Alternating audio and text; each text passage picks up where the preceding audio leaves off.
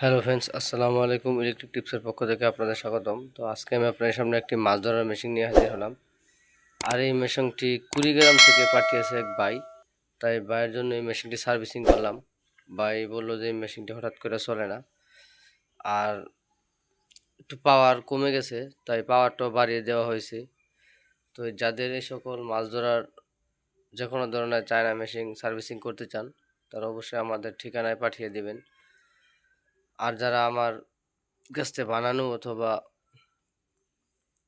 Digital যে কোনো ধরনের মেশিন নিতে চান, তারা অবশ্যই আমার কাছ থেকে নিতে পারবেন। তাই ভিডিও স্ক্রিন অথবা টাইটেলের নাম্বার দেওয়া থাকবে।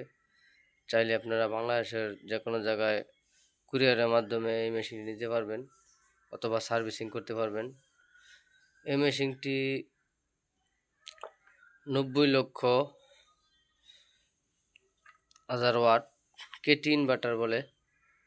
তো আমি আপনাদের মেশিনটি আসলে এই মেশিনটি কেটি ইনভার্টার।